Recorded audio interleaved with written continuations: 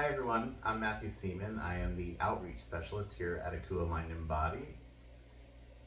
Hi, I'm Mila. I'm the program director here at Akua Mind Body. And thank you so much for taking 5 minutes out of your day. I know how hard that is for you to step away for even that long, so thank you. Of course. I just wanted to sit with you and discuss what it is we do here at Akua Mind and Body and what our programming looks like. If you could just share a little bit of that. Yeah, sure, absolutely. So here at Mission Hills, we're a 32-bed facility, and we are licensed both for detox levels of care as well as residential. We have capacity to take up to 32 clients, and this is an inpatient facility, so the clients live here, they sleep here, they eat here, they go to groups together, so it's a very communal type inpatient care. Great. Yeah. And we have a chef. We sure do. We love have an Chef amazing Becca. chef. So they're happy here, is what you're saying. They are happy here, although the clients that come here are coming from a place of struggle. This is a rehab facility, so people come from all over the place to get help for addiction, for mental health. We are a co-occurring facility, so although our primary treatment modality is aimed more towards the substance use population, clients that come here all have a primary diagnosis of some form of addiction, Right. whether it be alcohol or opioid, stimulant use disorder, including cocaine, methamphetamine, you name it, we take it all. At the same time, we do have clients, a good majority of our clients that also have what's commonly known as a co-occurring disorder, so that would be mental health concerns that they are tackling in addition to their substance use. A lot of times we tend to think of those things as two separate issues. Here at Akua Mind Body, we really view it more as a holistic approach. The mind, the body, the spirit, we treat everything together.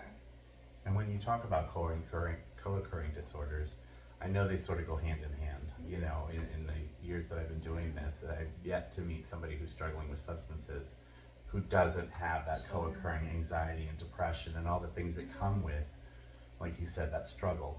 So, and I love the approach that we have for the holistic approach, because it really is a little bit of everything that we have to sort of tackle in the limited time that we have here. Yeah.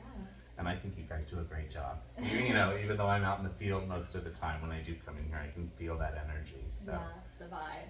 Yeah, absolutely. Very good point, Matthew. We, a lot of times the clients do have a lot of trauma. Trauma tends to be kind of an underlying concern behind people that they begin to use alcohol or substances really as a means to cope with the things that they're going through, some of the traumatic experiences that they could be holding on to all the way back from their childhood. At other times, the anxiety, the depression, kind of the mood fluctuations that we see actually tend to be the consequence of the long-term substance use. So it's really up to our clinical team as they get in here and they begin to work with the clients to make that distinguishment and that determination through a very thorough screening and assessment process to really understand what's the chicken or what's the egg? What's Right. the primary? Is Good it way the to put trauma? it. Yeah. Right? Is it the trauma that led to the substance use, or is some of the anxiety and the depression really the result? Because of they the can't substance- stop drinking. Because they can't stop drinking. Right. Exactly. Right. So we focus on both. That's great. And it sounds like each client's treatment plan is very individualized for them, because I'm guessing no two clients are alike, really. I mean, at the end of the day, Sure. we're all individuals. Yeah, absolutely. I mean, also a really great point. We focus very much on individualized care, so every client meets first with a case manager that really identifies some of the outside issues. There's a lot of times there's stressors, Yeah. again, as part of as a Whether result it's family or work.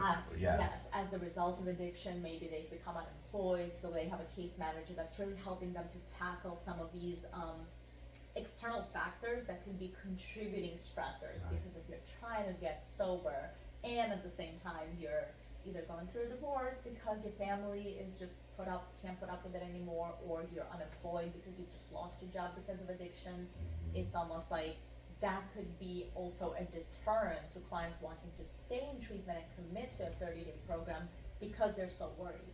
Right. So having that case manager that's able to work through these items and address these concerns on the outside while the client is safely attending to their recovery on the inside is very helpful. And I think with that help of case management to kind of address those things that are going on out in the real world while they're in treatment allows them to stay more focused on the help that they're getting while they're here. Exactly. So Exactly. So yeah. as the case manager is supporting them with these outside issues, the therapist has the opportunity to really dive deep and begin Right. to dig through the trauma, the underlying issues, the concerns, and the things that are really preventing the client from being able to maintain that long-term Right. sobriety. And I think that individualized care that you're referring to is important too, because when we talk about hitting bottom, you know, a lot of times people's bottoms are very different depending on, you know, what their life looks like. So if we can get them off that elevator before it crashes into the basement, you know, before those consequences become such that addressing those sort of outside world trauma issues, it becomes more and more difficult the lower they get towards that bottom, right? So Right, absolutely. Kind of catching it before it gets out of control, if at all possible. Right. Well, I know, Yeah. but if we can, we do. Absolutely. So that's fantastic. Absolutely. Yeah, and with the individualized care approach, it's interesting also because as we are treating individuals that do have a common denominator, which is that everybody that comes through these doors Which is helpful diagnosed. too, though, when they're opening up in group and stuff, they can identify Yes, those common they- denominators and support exactly. each other. Exactly.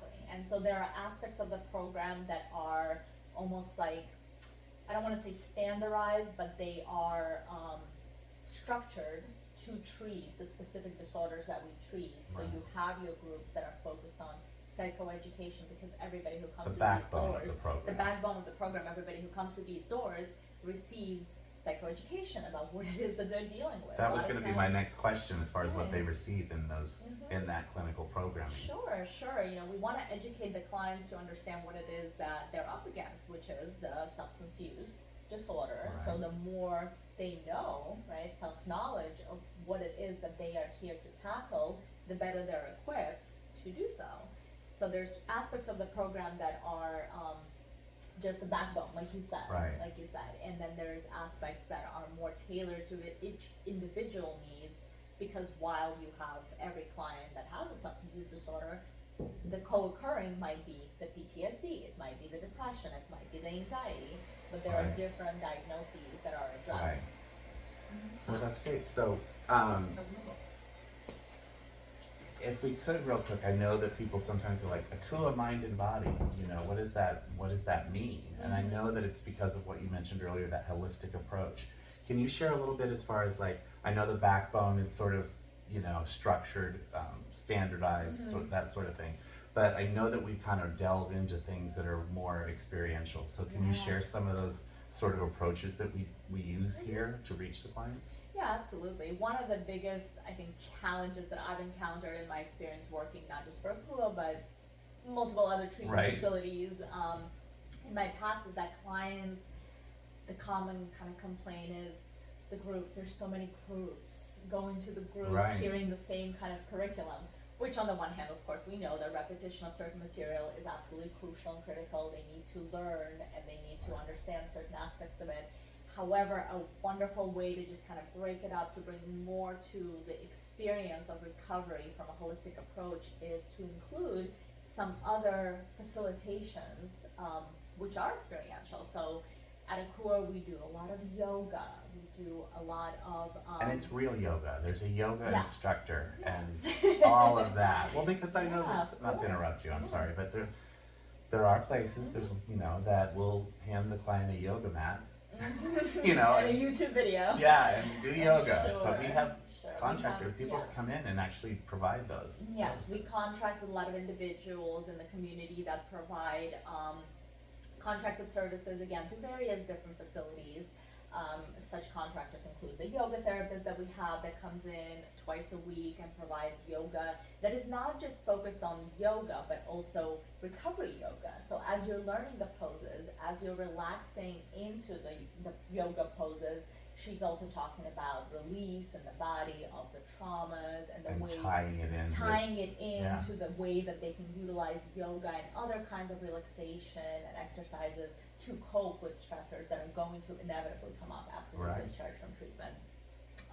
In addition to that, there's other fitness activities. We do take our clients to the gym on Which the is a big weekends. deal for a lot of Yeah. clients because that exercise can replace the void you know, when you're spending so many hours a Sure. day finding or using drugs, it leaves Sure. that void. So if exercise is something that interests them, they can use that as sort of a replacement for Yeah, no, the but negative behaviors. absolutely. And Matthew, not only that, but also the concept of being in an inpatient facility where clients are here, they're here for 30 days. Right. So it does feel, it can begin to feel at times that it can feel claustrophobic, that you're kind of Monotonous. monotonous, you're in one place, they become a little bit, especially at like week 3, you know, we Stir call it crazy. a little stir crazy. So the fact that we're able to take them out, not just to the gym every Saturday, Sunday, as well as times throughout the week in the evenings, but also just to get out of the house a little bit. We do things like outings. I love that you said get out of the Yeah, house, get out of the because it does house. feel like a home here. It is a home here, Yeah. absolutely. Now And we're in San Diego. Do they get to go to the beach? we happen to be located just miles from the beach here at Mission Hills. We are just blessed with the location because we've got downtown right There's down the no street. limit. There's no limit. There's no limit. We have Seaport Village right down the street. We have Shelter Island where we already have it structured into the program that they do mindful walks on Shelter Island. They get to we Which take ties into the holistic. Yes. Yeah. La Jolla, Torrey Pines. We take them on little hikes. We take them to the beach where we conduct sessions on the beach, meditation sessions on the beach as they listen to the waves. How cool So- if you're from like Idaho Oh yeah. and all of a sudden Oh, you're, yeah. you know, you're relaxing on the Absolutely. beach. Absolutely. Little Italy is another neighborhood that's nearby, and it's anybody from San Diego will tell you it's one of the most beautiful, well-known is. neighborhoods in San Diego. Great farmers market. And that's where we go. So Yeah. the farmers market is one of the things that we do. We'll take them there. Clients will walk around. Granted, when they're in the community, there tends to be that kind of concern that comes up. Well, are they going to be triggered? Yeah. Will there possibly be alcohol around? Yes, 'Cause you there never know. possibly will be It alcohol really around. is. And guess what? Addiction is a disease of avoidance, Right. right? So when we're in addiction, it's like, this doesn't feel good, this is not comfortable, let me drink over this. This doesn't feel good, I'm not okay, let me use drugs over Right. this. So at Akua, our modality is not aimed at teaching clients how to avoid, because that's I already like what that. they're used to. It's about how to confront, how to face, how to work through it, And right? giving them the tools to. Yes, Yeah. absolutely. So any outings that we conduct, of course, we ensure that there's a very good amount of staff to client ratio so that we can continue to ensure that safety, continuing to complete the safety checks that we complete at the residential level of care, even when they're outside the facility, because when they're outside the facility, they're still within our care, Yeah. and yet have the opportunity to allow clients to kind of exit these walls, become exposed to the outside world, come back here, re-huddle with their therapist, and process whatever comes up for them In a safe place in a safe environment when they come home. when they come home. That's right. So, and I know in addition to some of the experiential stuff that you talked about, there's sound bowl and music and Mhm. art and Yeah. all of those things. And I know a lot of people, a lot of treatment centers will offer those things, but I love the fact that we really delve into that.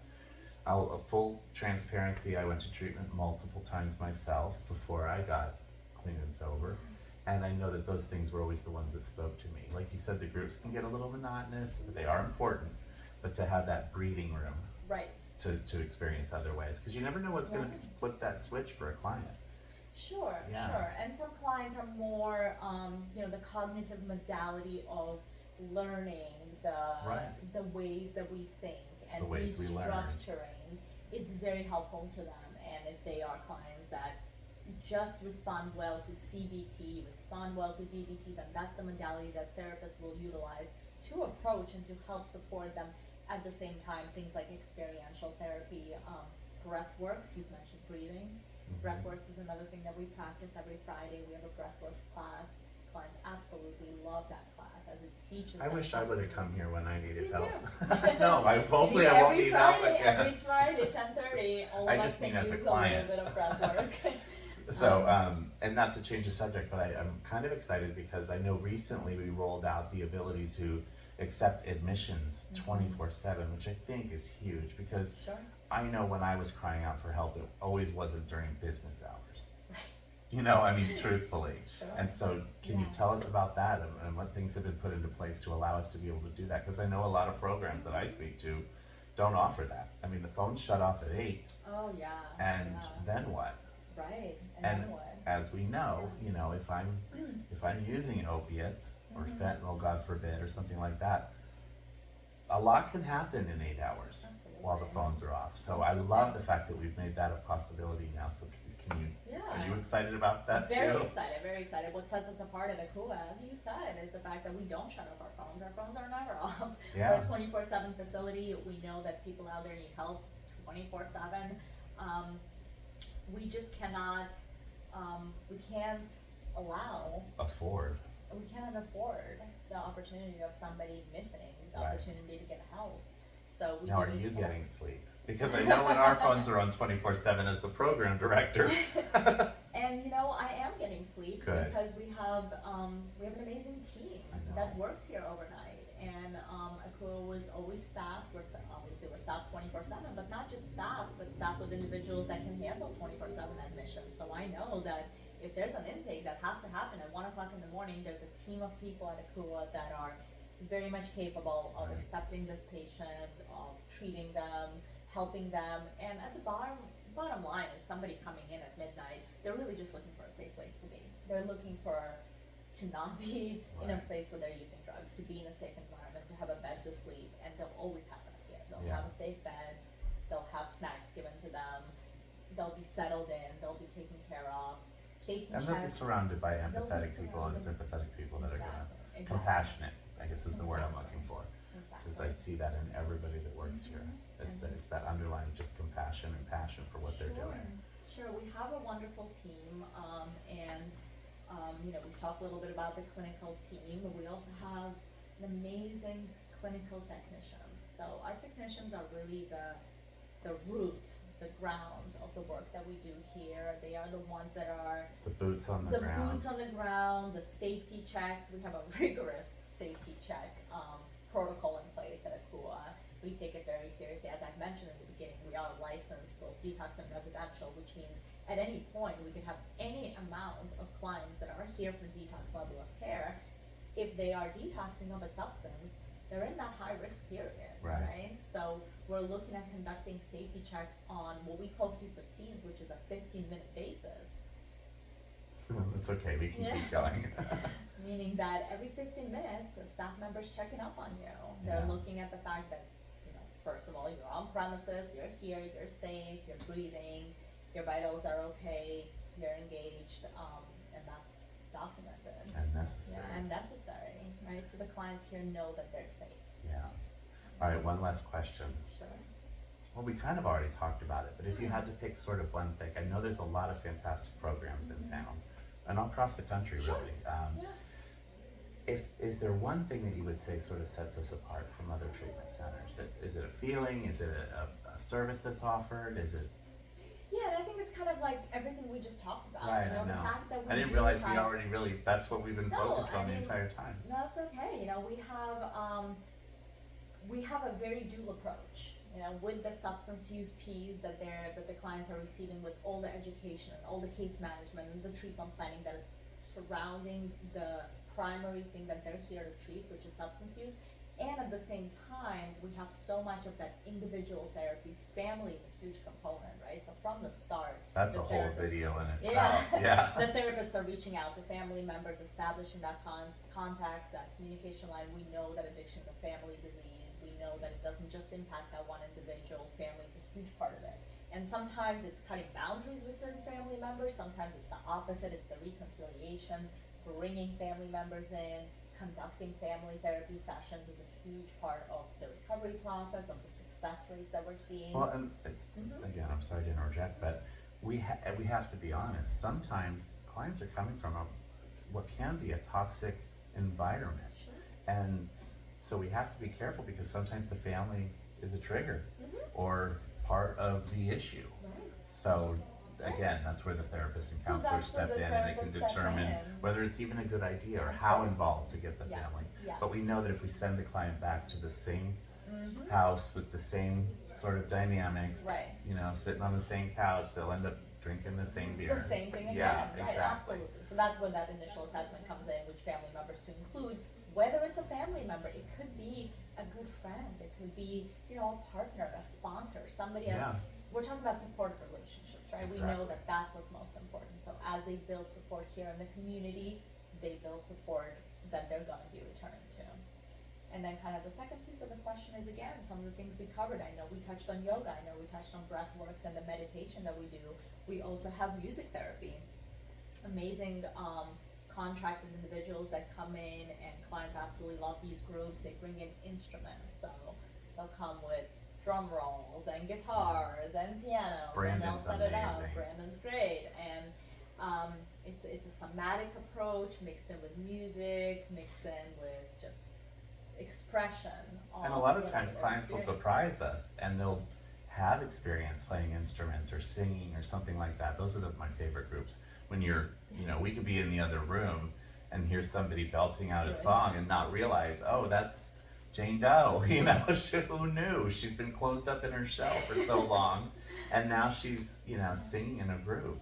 That's one of the most beautiful things That's to right. me. The one thing that will never change is clients will always surprise us. Yeah, they will, in a good way, most of the time. So, well, I appreciate your time. I know you probably have 17 things to get back to, so I appreciate your time. I and thank you for appreciate sharing the all time of we this. spent as well, Matthew. And Thank you hopefully very this much. gives you all a little insight. Sorry that the light went off halfway through. I guess my battery died, but again, if you have any questions, you can reach out to us directly. You can give me a call, and we're always here to help 24/7. 24/7. All right, thank you, everyone. You.